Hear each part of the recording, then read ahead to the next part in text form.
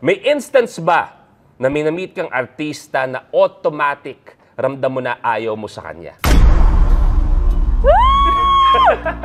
Exclusive! Totoo, Gabi, na nag-yes ka na kay Khalil?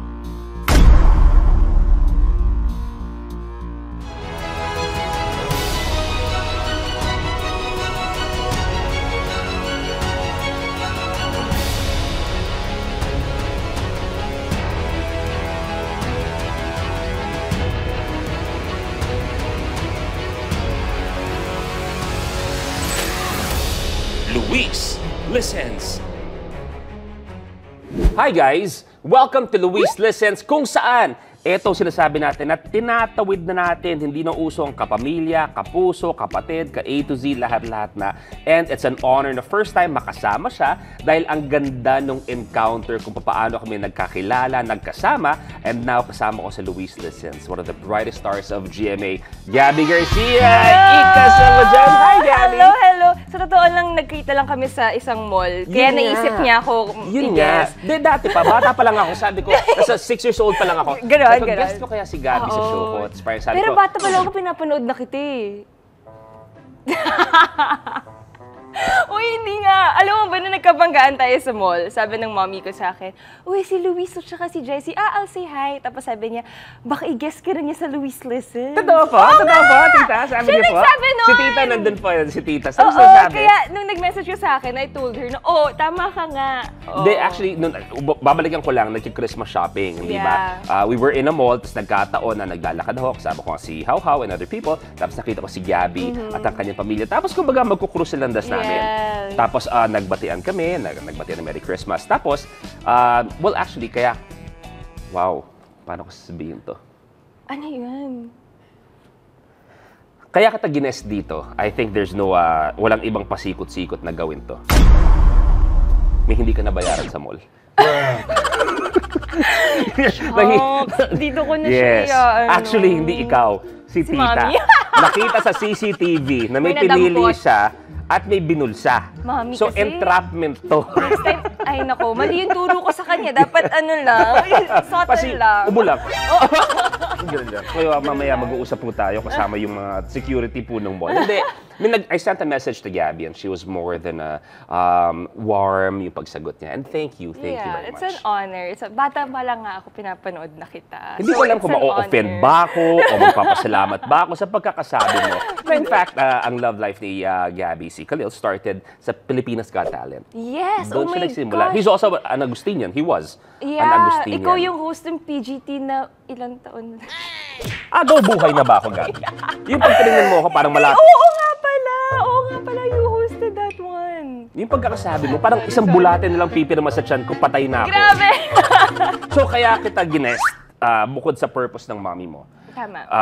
Ano ang pakiramdam nung naglalakad ka, tapos may isang Luis Manzano na papalapit? Parang humihinto ba lahat pa naglalakad ako? Tapos parang malaanghel ang dating ko. Actually, grabe. Alam mo yung hindi ko matago yung kilig ko. Alam mo, hindi, buti na lang. Buti na lang, naka-face mask ako noon. Kasi yung ilalim ng mask ko, parang ako, nakaganyan na talaga ako. Pero tinry ko talaga yung i-keep yung cool ko. Kaya yung butas ng ilong ko lumalaki ng gano'n. Nung nakita nga kita doon, hindi ko rin matago yung ngiti. Siyempre si Gabby, napapanood ko. Hindi na ako maglakad doon.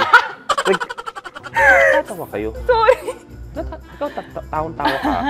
Hindi lang naman, siyempre, kami ni Jessie, naglalakad kayo. Ay, Gabby. Akala ko normal mo lang yan. Gabby, sa harap ng magulang mo. Si Barbie, napagsabihan ko sa harap ng tatay niya. Ay, napanood ko yun. Yes, nandun yung daddy ni Barbie. Sabi ko, inis na inis ako. Isa yun, papunta na ako dun, ha? Nako, hindi tayo pupunta doon. Okay. Eto, how did you start everything sa showbiz? Sa showbiz, actually, people always are confused if related ako kay Miss Jean Garcia or kay Sir Eddie Garcia. Mr. Eddie Garcia.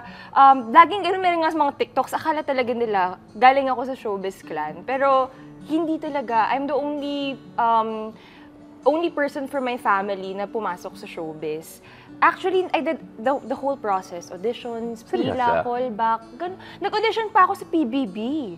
Anong season to? Would you happen to remember? Oh my gosh, hindi ko. Basta ano lang ako nun, like 13 years old. So, mga teen-something siguro. Baka kaya hindi ka nakapasok sa PBB, bukod sa bagets ka pa, yung mindset mo. So, susubukan ko ngayon ng mindset mo para mas makilala ka. Okay. May mga katanungan ako na inihanda sa aking utak para mas makilala si Gabby Garcia at kung paano ka mag-isip. Okay, nakakatakot. Kung sakasakali, Gabby, isa sa pinakamagandang mukha sa industriya, ay kailangan kang papiliin ngayon, ano mas gugustuhin mo? 3 ang butas ng ilong mo o isang malaki lang sa gitna? How to unsee? Seryosong tanong yan? Yes. 3 na lang. Mas mahirap ba o madaling manghulangot kung 3 ang butas ng ilong? Alam mo, pakiramdam ko kung isa yung butas ng ilong mo. Ang hirap kasi scoop mo lahat eh. At least yung cute-cute lang. Kasi marami akong nakikitang mga, lalo ng mga bata, na pag dumadaan, di ba? No? Yes. Hinto niyo po yan. Pakiusap ko po yan. Hinto niyo po. Kung mangungulangot man po kayo, kutsirahin niyo para di mapanis. Nakakainis! Tsaka para matumigas, no? Dun sa kutsara. Yes. Para tama lang. Para hygienic pa rin. Oh my God, yung pagiging it girl ko nawawala dito sa Luis Lessons. Kung aswang ka, kung manananggal ka, anong pipiliin mo? Nandito ang hati mo o pahalang ang hati mo? Dito na lang. Diyan na lang. Oo. Baka parang mas pangit kung ganito. Actually, mas nakakatakot yung lumilipad to pag Tapos ganito yung itsura. So, balikan ko lang yung sa auditions mo nga. How does it feel na? It was, I mean, yung PBB was such a, di ba ang haba ng pila nun? Oh my God. Kasama ko din si Mami nun. Pumila. Very supportive si Mami eh. So, pumila ko. I just saw it on TV.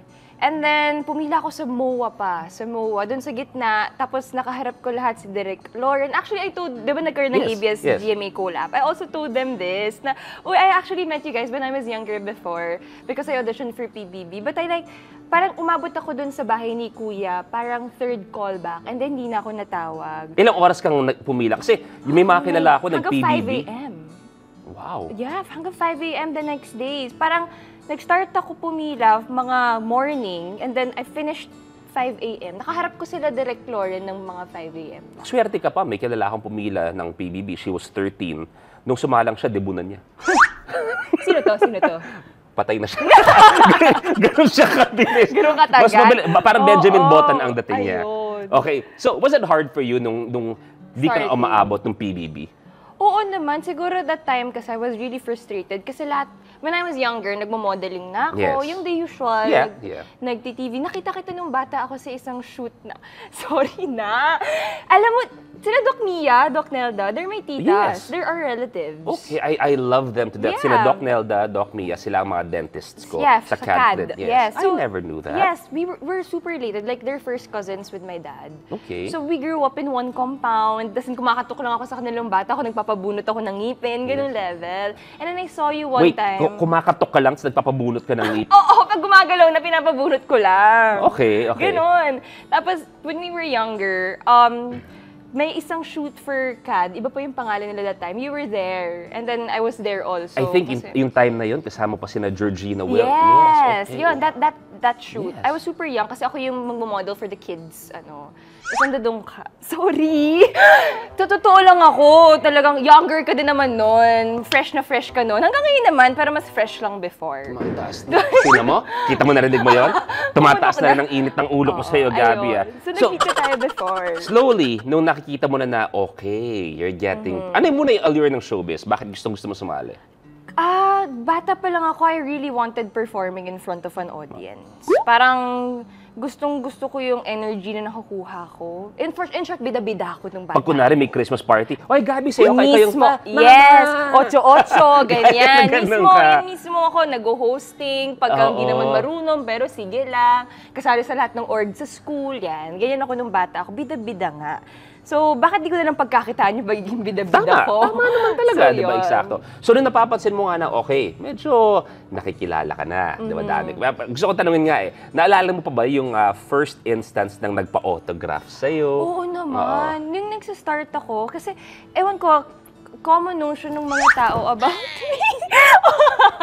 Easy. Common notion ng mga tao sa akin, parang I got it easy sa pagpasok sa showbiz. Kasi bigla na lang ako nag-appear out of nowhere. So akala nila may connection, may ganyan. Pero hindi talaga. Naalala ko pa nga dati, Tinatsaga namin ni Mommy pumunta sa mga department stores. Yung mga mura lang talaga. Yes. Bibili kami ng mga sale na, kasi birth pains, di ba? Yes, Nangongolekta ka ng mga pantaping mo. Of course, Pag yung birth pains talaga yun. Tapos, ang lagi ko sinasabi kay Mami, kailan kaya darating yung time na pag nag-mall ako, may mag-hi sa akin. Yan. Yung mga magandang kwento. Okay. So, ayun, yun yung memory ko. Tapos, every time na, kunyari, kapag lalabas ako, tapos may mag-hi sa akin na parang paunti-unti, laging Mommy at Daddy ko nagtitext sa isa, uy, may nakakilala na kay Gab. Mga ganon. So, talagang humble beginnings talaga sa showbiz. And feeling ko that also kept me grounded until now. Yeah. Kasi, it wasn't really easy for me. Lalo na sa akin kasi wala akong mga half American, half ganito. Eh, di ba, lalo na before, yun yung uso di ba? Yung kinukuha talaga sila kasi mestiza. May konting halo. May konting halo. Like sa VTR, minsan nga lakas talaga ng loob. Minsan talaga nadadaan lang sa kapal ng muka. Pag nasa pila kami, lahat sila mga half-half. Ganyan. Ako lang talaga yung Pinay. Ganon. So parang, humble beginning talaga siya. Kaya to be able to be in the industry na actually 10 years na ako this year. Pero diba, it's really nice na kumbaga, of course, we all know and we appreciate the beauty of a Filipina. At syempre, lahat na may konting halo din naman, they have their own beauty. Pero it's nice na siguro recently lang, the past maybe 5 years, na mas naiaangat natin ang ganda ng Pinay, diba? Ang morena beauty ng mga Pinay din, diba? So parang, yun, nakakatuwa lang. Kasi at least now, people are more vocal, di ba? People can appreciate more. Dati kasi, di ba, parang ang notion lang nila, kailangan may halo ka para maging maganda ka. So at least ngayon, iba na, naging mas diverse na yung paningin natin sa beauty. Ako, ikaw kwento ko na lang din. Na maraming sasabi na, Luis, ba't ang gwapo Teka, mo? Luis listens, di ba? Ba't ikaw nagkukwento? Wala nang guest sa baba na pwede. May parang shoot sa babae. Wala pwede makausap dyan. Gusto mo kasi may entry siya sa lahat. Okay yun. Sige, go. Gabi listens. Gabi listens. O tapos, ano na nga kwento? Sige na, kwento ka na. Tapos? Kasi nga, ayoko lang magmayabang. Yun naman sinasabi ko. Sabi mo nga na pure Filipina mo at marami nagtatanong kasi, Luis, paano mo naabot yung ganyang kagwapuhan? And it's common na naririnig ko. Hati-hati po kasi ako. Anong klaseng hati? Pinoy, Okay. Espanyol, Wow. may konting Chinese, Okay. Labrador. May konti ako sundot. Hindi, totoo. Si mami ko kasi may konting Chinese. Okay. Tapos Pinoy, ganyan-ganyan. So, anong tawag sa'yo? Chop suey. Halo-halo ang dating. Pero ito tanong ko sa'yo, which I'm very, very happy to ask. Ano ang pakiramdam na nakakapagtrabaho ka na with other kapamilya actors? Oh my gosh, it's the best thing ever. Alam mo yun, yung parang hindi lang for actors, for everybody in the industry, nadagdagan yung trabaho, di ba? Like right now sa MMFF, di ba, si Dongyan may Star Cinema. May Star Cinema sila.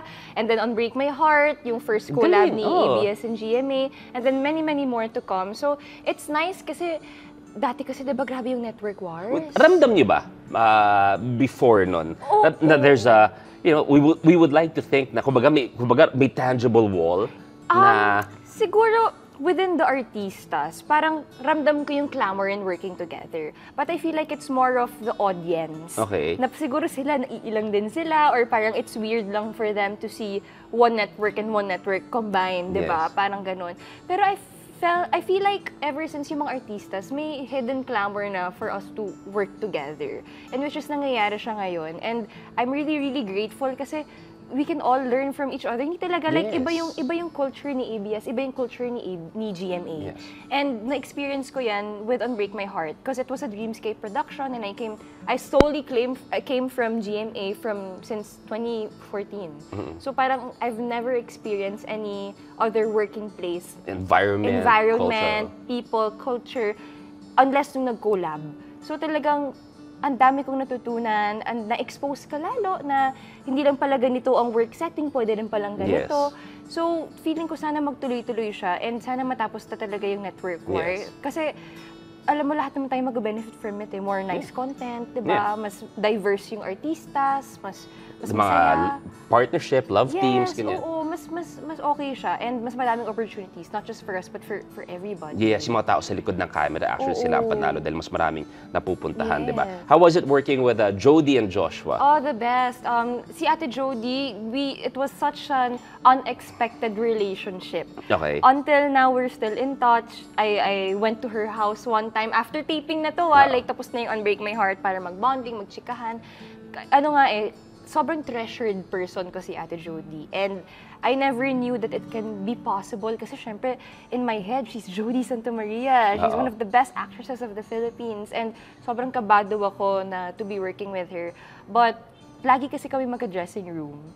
So every time na we would go to taping, she's one of the reasons why I look forward to going to tapings. Kasi andun si Ate Jody, nakikinig siya hindi lang about work pati personal life, na pagkukwentuhan na namin. Parang she became an ate and a trusted friend in the industry na I'm super grateful for kasi bihira yun sa industry. Tagal ko rin kilala si Jody. One of my first shows na naging katapat ng Starstruck before was Star Circle Quest. SCQ, the very first SCQ kung saan ang co-host ko si Jody. Si Joshua naman, totoo ba na medyo may hawig kami ni Joshua Garcia?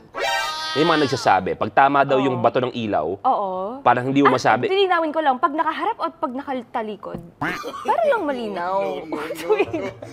Tita, nakakarami na po to, ha? Nagkita lang kami sa mall, binabastos na po ako, tita. Tisoy si Joshua. Tisoy. Joshua, kabahan ka? Mabait. Parehas mabait. So pwede? Pwede na. How was it naman working with Joshua? Joshua's been a friend before Unbreak My Heart. So we've been seeing each other sa different events. Kunyari, parang mutual friends, ganyan. So, nung una, hindi naman kami awkward na. Parang kasi okay na kami. There was a sort of a foundation. Yeah, may foundation na. Tsaka, parang yung getting to know, nalagpasan na namin. Kasi diba, for you guys to make a scene together or to be comfortable together, you have to know each other. Yes. So we were lucky enough na we didn't have to go through that stage because we know each other already. So yun, masaya, mabait si Josh, and magaling, mahusay katrabaho. Baligyan ko lang si Jody, nabanggit mo nga, and I completely agree, one of the finest actors sa Pinas. Meron bang naturo sa'yo o meron ka bang natutunan kay Jody? Oo naman. I call her Judiel Judiel. Sa pagiging isang artista. Oo naman, she's one of the most professional artists I've ever worked with. Never na late. Tsaka drop script siya talaga. Pagdating sa set, drop script siya. Alam niya talaga, parang feeling ko pati linya ko, alam niya. Parang ganun talaga na makikita mo talaga she's a master of her own craft. So, I have huge respect for her talaga. Tanong ko, ikaw ba napagalikan? Kasi siyempre iba ang culture din ng GMA, di ba? Nasabon ka na ba ng direktor ng sobra-sobra? Naranasan mo na ba yun? Oo naman. Kasi ako once, ang Sumulangit Nawa, si Direk Wen Deramas, nasabon ako dati. Ikaw, anong memory mo nang nasabon ka ng... Siguro when I was younger, nung bagong-bago ako, hindi ako makaiyak. My God, hindi ako makaiyak. Serye to? Serye, sa GMA to, hindi ako makaiyak. Tapos, kasi sobrang sheltered ako growing up. Two girls kasi kami. Tapos yung dad ko, super strict. Dati siyang security manager. So, imagine, parang bantay sarado kami. Tapos, so, di kami nagmumura sa bahay. Kasi like, super all-girls school ako, Catholic school. So, hindi talaga... di ba sa showbiz, medyo kailangan diverse yung utak mo, di ba? Of course. So, hindi ako makaiyak one time. Sabi ng director yung, syempre, sige na, murahin mo na. Ano pa yung gusto mo? Alam mo, hindi ako makagalaw. Ganun. As in, sabon talaga. Sa Mount Makiling pa kami nito. So, nakakahiya. Sinabon ka ng harap-harapan? O minsan, kasi di ba yung through a mic? Alam mo, kinakabahan na ako kapag gabi headset daw. Pag gano'n ako ng AD. Oo, pag gano'n kayo na umaarte kayo, it's either imo-motivate ka ng director o sasabunin ka. Naalala mo pa ako sabi yung, ba't ka ganyan, umarte? Di ba yung mga ganyan eh? Ano, di mo pala kaya nag-artista ka pa. Ganun, okay. Oo, mga ganyan. Pero after that, siguro I was younger, kaya na-take ko siya in a very, siguro, hurtful way. Pero ngayon parang, yung mga sabon sa akin, more on kinakausap ako, ano ba dapat gawin, kino-correct na lang ako. Di ba? It's part of it eh. Yeah, it's part of it. Kaya nga yung, i-share ko lang din, nakakatawa. Because when my mom did When I Met You in Tokyo, di ba, sa MMFF, ang nagiging parang assistant director niya was Tito Boyet de Leon. Kasi parang kahit yung mga ibang director, hindi nila alam paano pupuntahan mommy ko or sasabihin na, V, medyo kulang yung acting o baguhin mo to. Kasi the Vilma Santos. Parang ganon, di ba? Ako lang naman nakaka-correct sa kanya eh. Iba talaga ako. Pero si Tito Boyet, yung talagang nagmo-motivate sa kanya, Tito Boyet ang nagaganyan. So lahat tayo may mga ganyan. Pero eto, for 2024, well, before actually, may sangre kayo. Yes. Ano ang pakiramdam na ibabalik ang mga sangre? Yung plug nyo, hayop yun ha, yung mga... May contact lens kaming green. Hayop pa! Anong pakiramdam na magbabalik din ng mga sangre? Alam mo yung sisterhood na nabuo namin sa Enka, kaming apat. Ako, si Glyza, si Inka ba Kylie, tawag? si Sanya. Iba ano nyo? Inka. Enka. Yun yung mga, syempre. Enka, oo. Parang yung sisterhood namin sa Enka, hindi na talaga kahit matagal kami hindi magkita, matagal kami hindi magkatrabaho.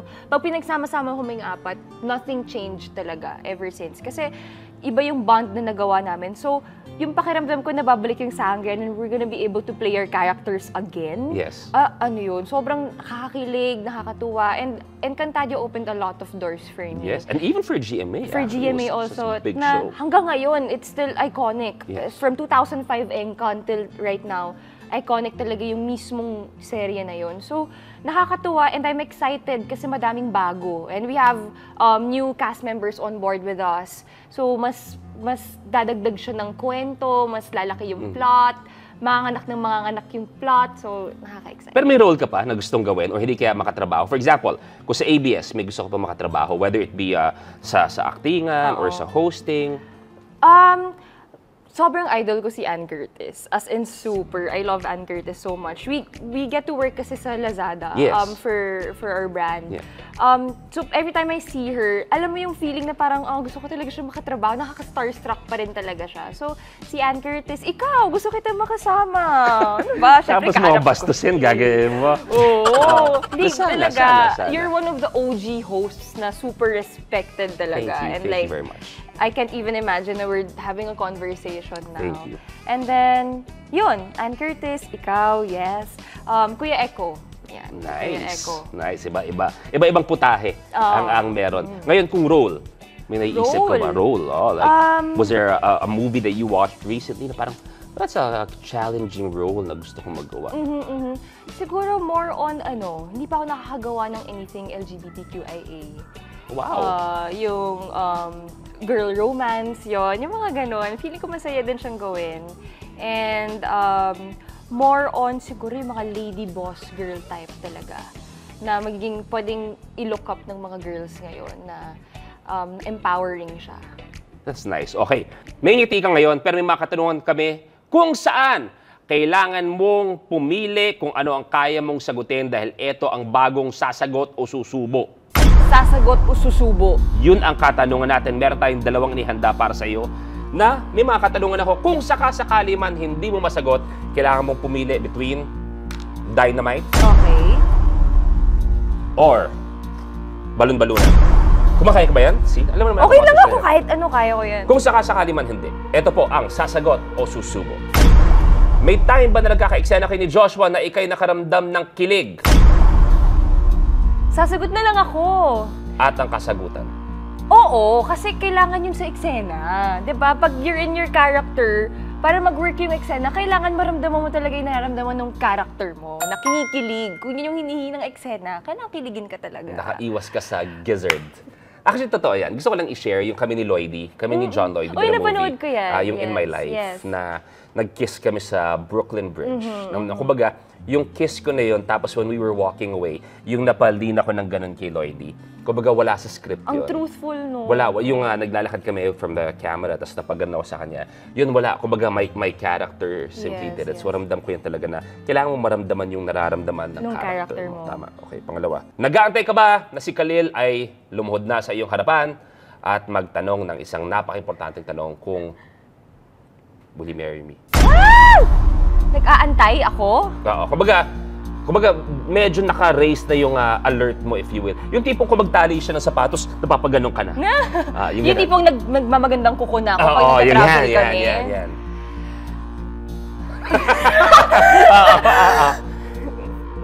Kakain na lang ako kasi yung tatay ko manonood eh. Gizzard. Tama ba? Gizzard ba? Ang laki naman. Gizzard. So nakita niyo po kung ano nga mas pinili niya Ay, masarap! Syempre. Actually, luto sa bahay namin yan eh. Luto sa bahay namin yan. Kasi sa bahay namin, 22 ang chef. Wow. Akala ko 21. Hindi. Yung isa kasi kakapasok lang kanina galing probinsya. 22. Eto, may instance ba na minamit kang artista na automatic ramdam mo na ayaw mo sa kanya?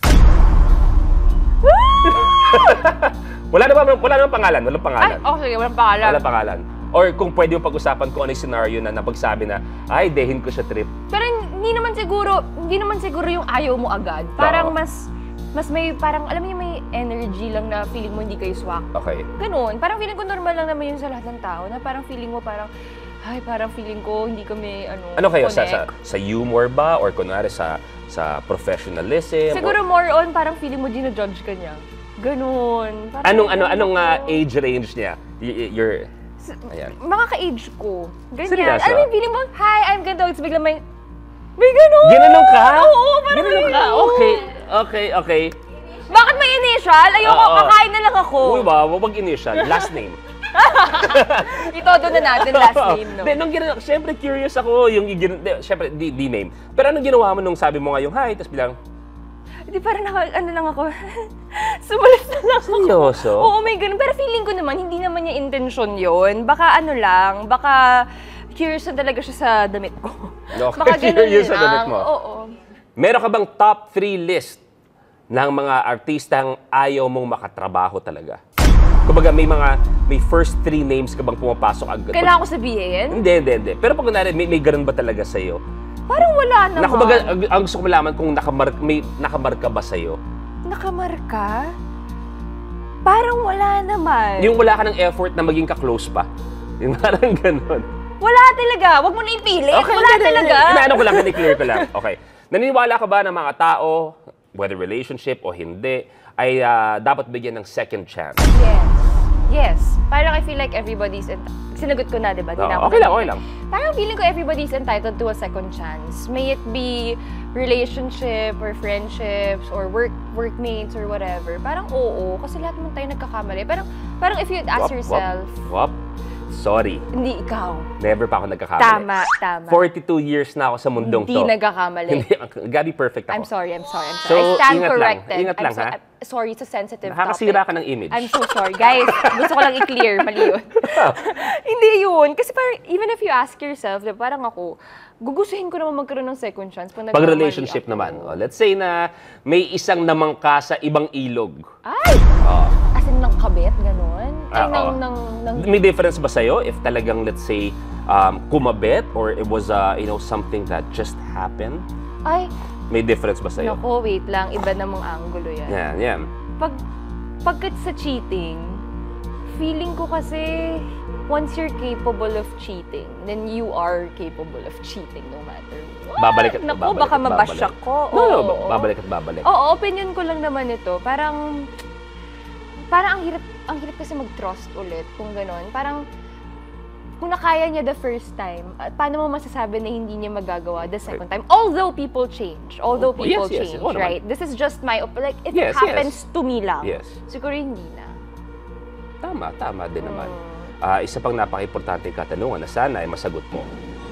Since nakatrabaho ko na nga sa dalawang network, tingin mo ba ako ang pinakagwapo sa lahat? Sa lahat na nakilala mo sa GMA? Sa lahat? From Piolo Pascual, ganyan? Piolo who? Ay, wow. Iba talaga. Oo. Ano, bago ba yun? Sa Guay Bulilit ba yun? Grabe. Parang, oo. Parang napatunayan ko na, totoo yung chismis. Eto, may tanong ako last, naisip ko lang.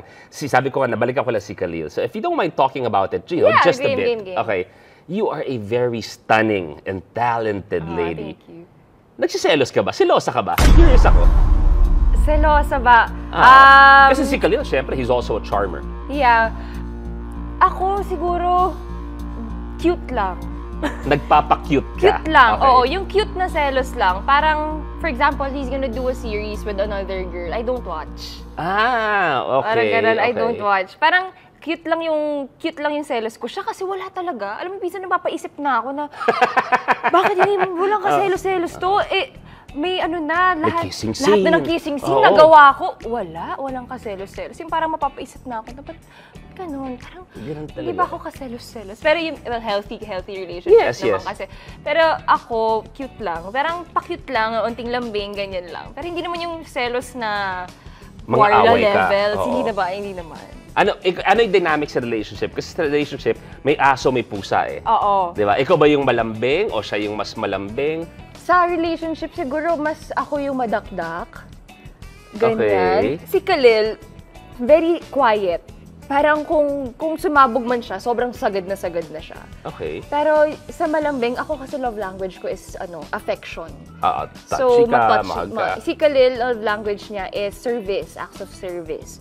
So talagang ano yan, kahit from north to south yan, south to north, susunduin na tahatid niya ako. Parang gano'n. Malupit malupit ka, brother. Brother Khalil, sana makasama kita soon. But I truly enjoyed, this conversation sa'yo. Dahil sabi ko, I'm so happy na, actually feeling ko lang naman, na kahit may konting network war with how you are, kumbaga mangyayari pa rin to. Yeah. Oo naman. And we hope for the best for the industry. Kasi diba, parang ang daming nagsasayang na opportunity dahil lang sa network war. Sana matanggal na. Thank you. Sabi ko nga, isipin nyo isang bagay na nagsimula lamang sa chance encounter sa mall, tapos nagsimula yung nag-DM ako sa kanya, and now we're having this conversation. I want to say thank you. Thank you very much. I appreciate the effort na nandito. Actually, maaga ngayon habang sinushoot namin, and I can't wait to see your name. Talagang, it's already there, pero all the projects na pinapag-iinipan mo, all your wishes coming true. Thank you very much, Gabby. Thank you. Thank you so much for having me. Kung saan, bago matapos, magbibigay ako, maraming nakamiss sa nakaraang vlog dahil ang dami nangyayari sa mga nakaraang vlog. Magbibigay ako ng konting words of wisdom para sa lahat ng mga nanonood. Tumatawa kagad to si Anthony, wala pa nga ako sinasabi. Ito ay laging ginagawa kada matapos ang vlog. Yes. Ito pang words of wisdom. May best friend ka? Meron. Sino pinaka-best friend mo? Showbiz, non-showbiz? Non-showbiz. Pag showbiz, sino? Pag showbiz, si ano na lang, Ate Judy, kasi siya yung napag-usapan natin. Yan. Pero yung para sa akin is, meron tayong isa dyan na kaagapay mo sa lahat. Okay. Diba? The first one you call, pag may problema ka, whether it be a good moment or bad moment, siya yung unang-una mong tatawagan. So lahat ng mga best friend natin na ginagawa ang lahat para sa atin, suklian niyo po ang kabutihan nila. Suklian niyo po na palagi sila nandyan para sa inyo. Ilagay niyo sa marketplace ang bahay nila. Ganun pala yun dapat. Kasi malay mo kailangan nila ng pera. Tama. Malay mo lang. Marketplace na natin.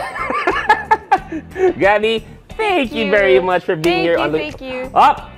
Bago tayo matapos, may nag-message sa akin. Anong message yan? May request. Okay. Sabi niya, maraming salamat sa pag-guest niyo kay Gabby sa Luis Listens. However, hindi pwede matapos ang episode na walang Naynay. Anong Naynay?